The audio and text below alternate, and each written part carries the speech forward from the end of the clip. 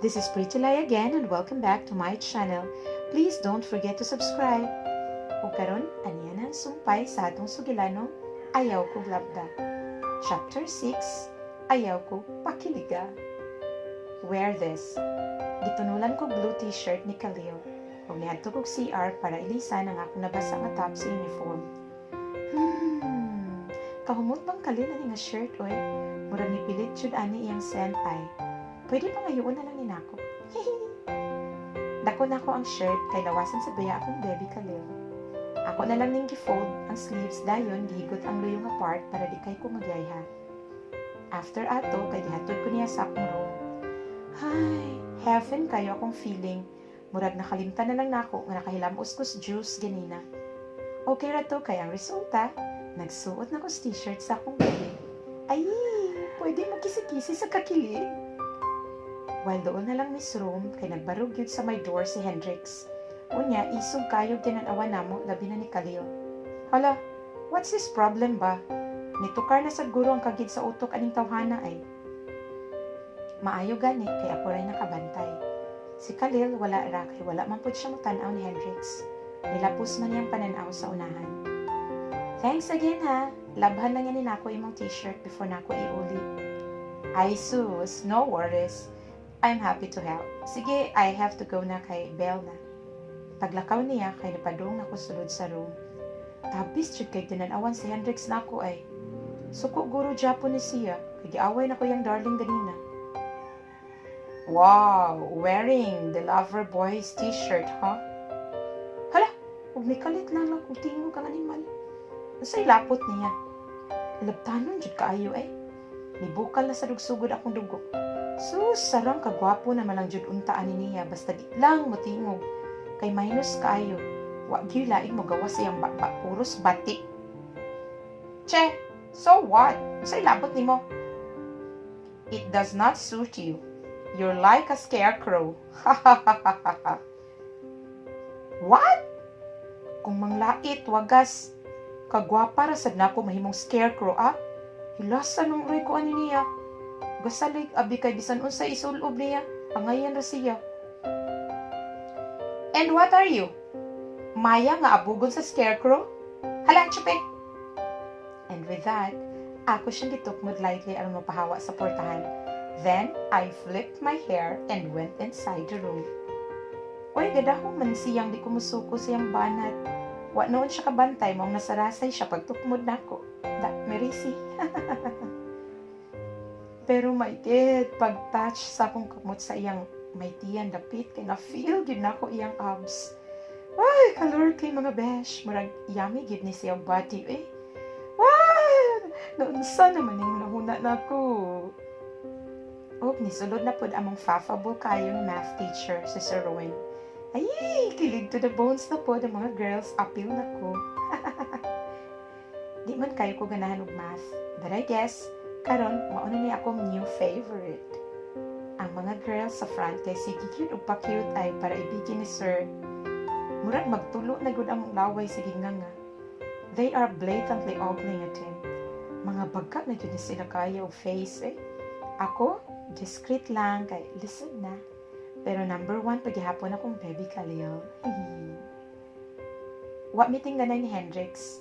Good thing, wala na siya namulit na ako after sa encounter na mo ganina sa my door. Wala po ko naglingi-lingi niya as in dead ma.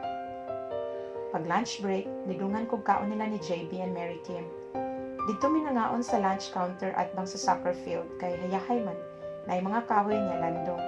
Nagbound sa day sila kay samukan sa cafeteria. Hello, did you miss me? Naay naabot nga bayot ga syagit layo palang gani. Kinsa sad ka ni siya, karon pa man ko kitaan ni niya.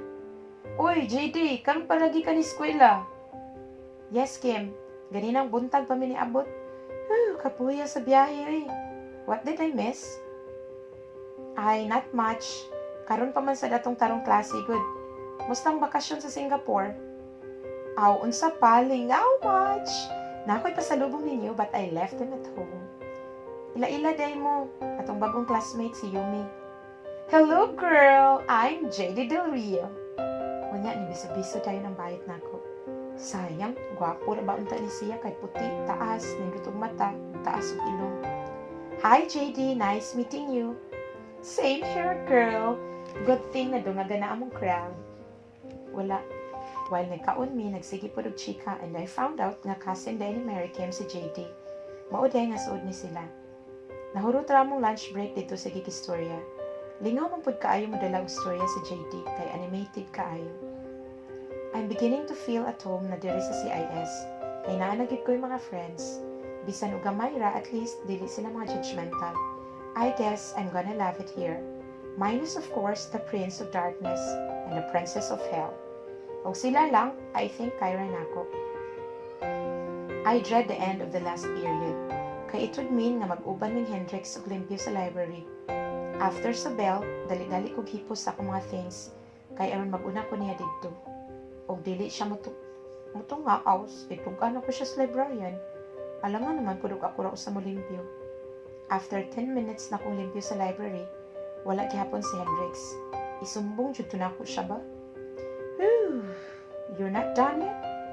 Og sa dihang nikalit siya og abot, gahamos og ipaningot. Uy, naka-jersey siya mga besh. And oh my God, ang muscle sa arms, saon na lang yun. Bisa naglagot ko niya, I can't help but check him out. Why are you so guwapo, manhang? I told myself. What?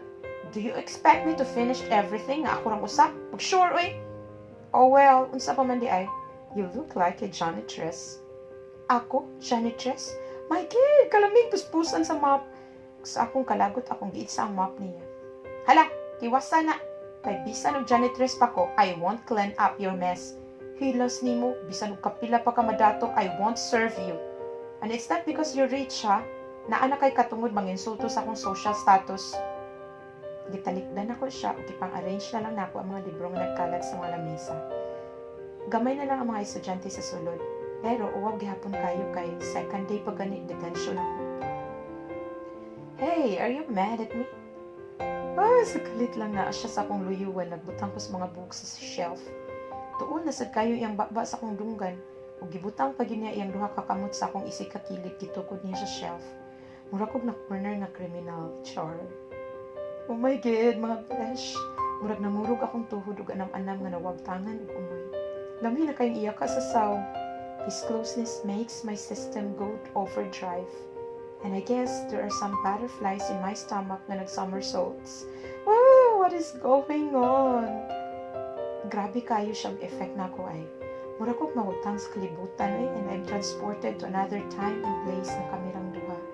Hello! Ano ko kasabot sa kong self? Mura kong gatanaw og K-drama din sweet kayo ang mga bida. Nitiurok na sad ko mga besh. Wa na pod kasagang sa 1 inch na distance na mo. Nagbuto-buto akong dugan. Mura gustong mulugwa sa akong heart from my chest. Unya, akong bakbak kay nila. Di ko kasulti. As in, wagit ko katingog mga besh. Good thing, nagtalikod ko niya. Kaya kung nag-utubang pa, ambot na lang ug unsaon ako. Na-feel kid na ako nga nanginit akong naw. For sure, ni-blush kog maayo, mura ko kamatis na lata. Giduko na lang nako akong ulo aron dili niya mahalata. As if ba nga dili affected ug deadma lang. Get a grip of yourself, Yumi. You shouldn't fall for the enemy. Nabaguhan na ka na niya. Remember, you have Khalil to inspire you for a lifetime, char. Mao gina akong gisulod sa akong hunahuna, mga besh. Kay murag nawindang na pud akong kailadman. I have to encounter him para dili niya manotice na affected ko. Lisura mo pa-pretend na mga besh. Uy, tabang.